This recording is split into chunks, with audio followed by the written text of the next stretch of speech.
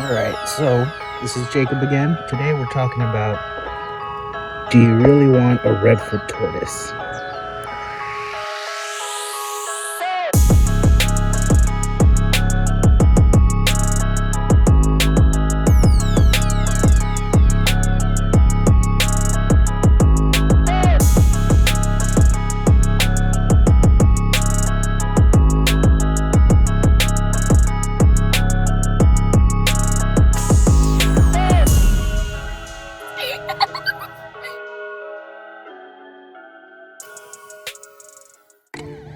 Alright, so today's video we're talking about if you really want Redfoot tortoises. And honestly, if you live in Hawaii or any type of subtropical, tropical climate, these are kind of the perfect tortoises.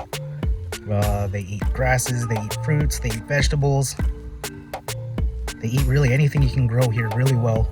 They like higher humidities, which we have all the time here out in Hawaii. They like shade. They're a rainforest species out of South America. I mean, look at them. They look cool. I do want some cherry heads. This guy right here is Finn. And that is Oscar. Won't be able to tell what genders they are until maybe about 3 more years.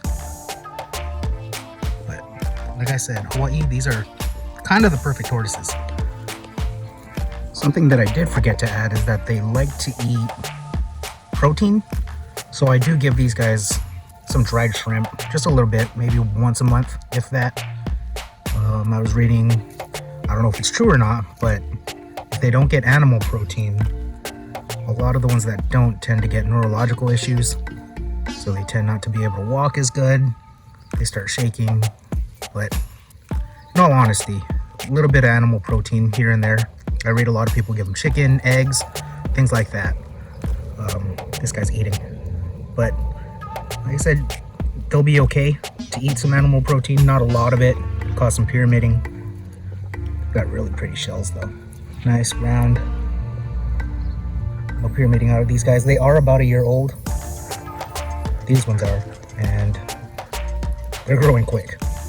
They do tend to be, or average out to be, about 12 inches to 16 inches when they get older. Same thing we'll look for. Flat plastron will be a male, or female, I'm sorry. And curved plastron will be a male.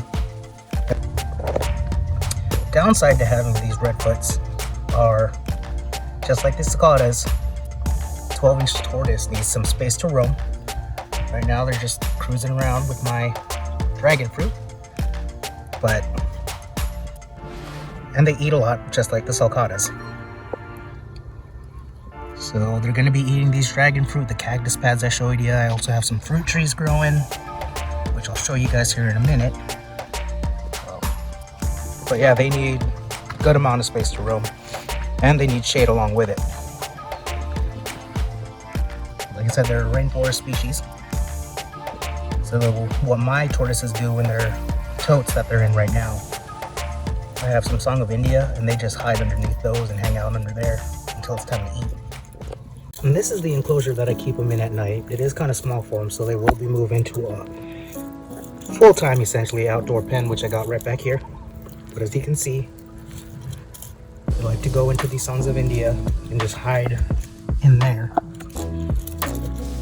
Another thing with these Redfoots is, if you don't come check on them every once in a while, a couple times a day, they can get into some trouble. They like to climb up there. A lot of times, if I can't find them in there, just gotta check that. They won't sleep in there though. Nope, gotta be up there. And some of the foods that I'm growing for these, along with what the sulcatas will be eating, are I got a good amount of banana trees.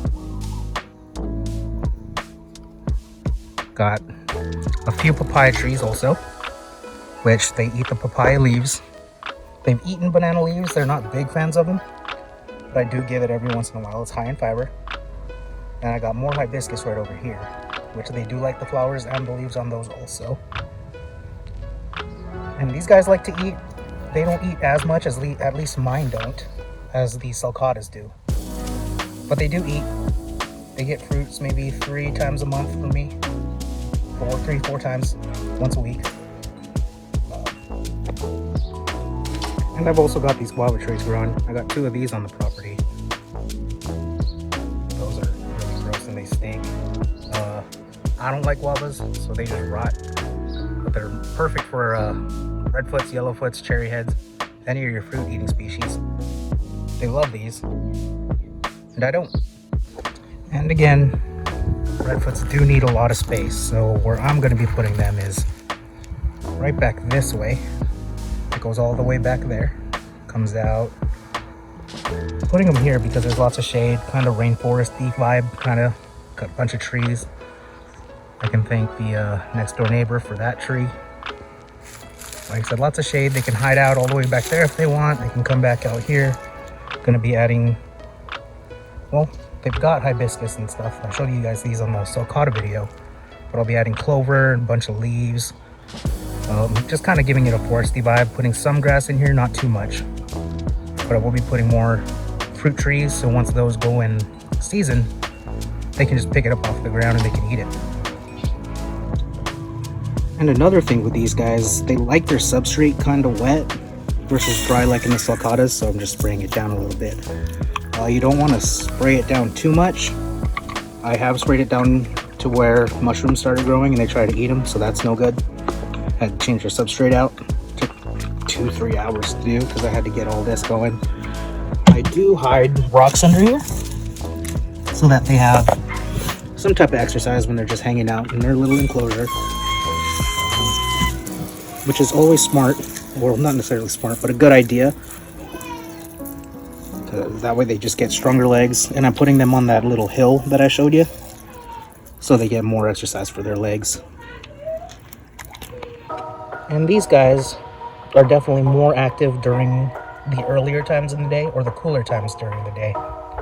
So right about 7, they get up, they walk around, they get food, I soak them, and then they go look around for more food. They slow down right about 11, and then just hang out, hide. I really don't see them back again until 5, 6 o'clock, where it's cooler again.